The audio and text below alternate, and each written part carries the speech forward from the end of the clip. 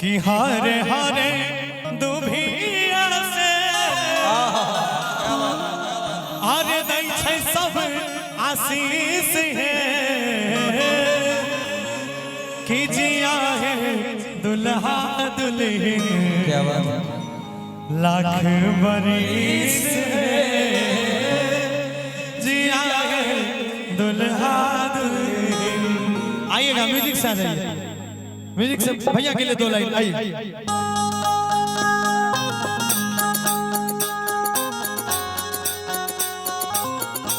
एक ताली हो जाए जोरदार। अच्छा हम भैया को झुमा सकते हैं, आप हमारे साथ डांस कर सकते हैं। एक बार आइए, एक बार डांस कराते हैं भैया।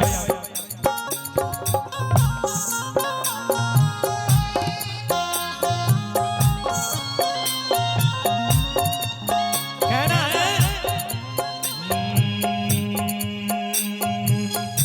हारे हारे दुभिया से सही छियै आशीष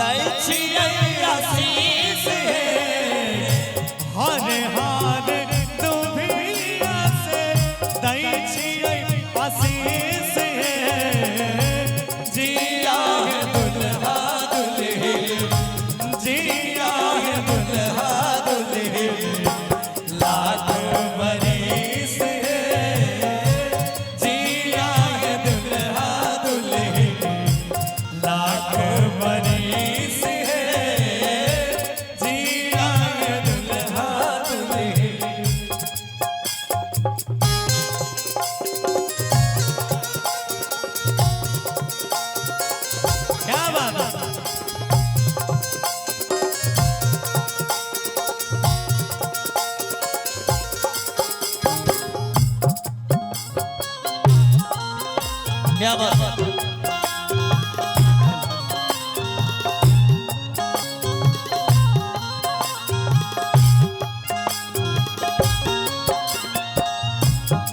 कहना है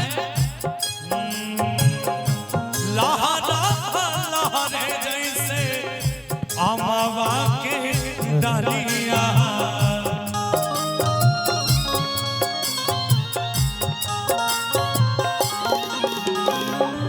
शोभे हमर दुल्हा जी के जोरी नवनिया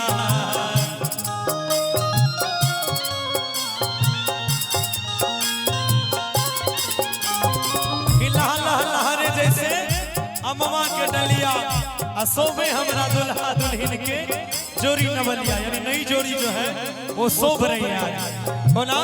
हाय हाय हाय लहरा अमवा के डलिया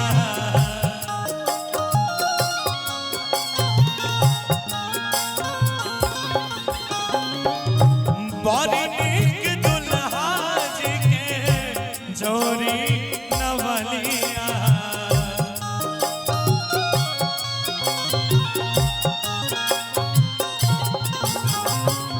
के रवा के पतला चारों चारों दिस है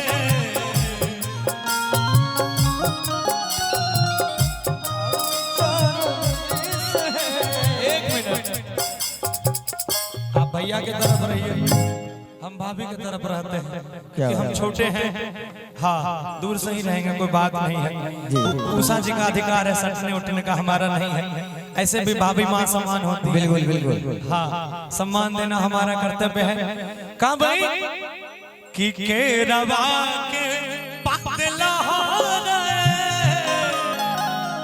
अरे चारों चारों दिस है। आइएगा आपके तरफ से भी हमारे तरफ से भी सबों का, आप सबों के तरफ से भी आप लोग भी आशीर्वाद दीजिए कि राम और सीता की जोड़ी लोग 7 जन्म के आशीर्वाद दे। हम 7 ने 49 जन्म होकर स्क्वायर के दो उतना दिन के भैया के शुभकामना दे छिए कि जब तक धरती पर सूरज चांद रहते तोरा दोनों के जोड़ी है ना राजा जना। जय हो जय हो। एगो ताली हो जाए। आइएगा कहेंगे क्या कि केरवा के पतला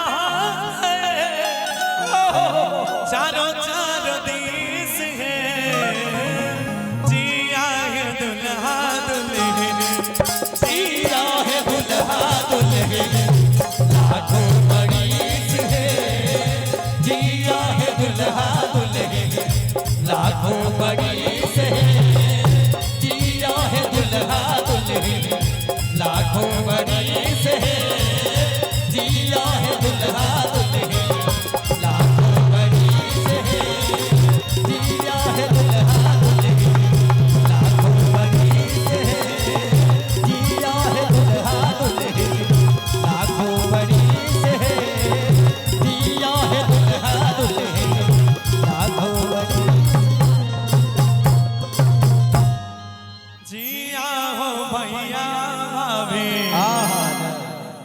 अरे लाख बरिस है। एक जोरदार ताली हो जाए। देखिए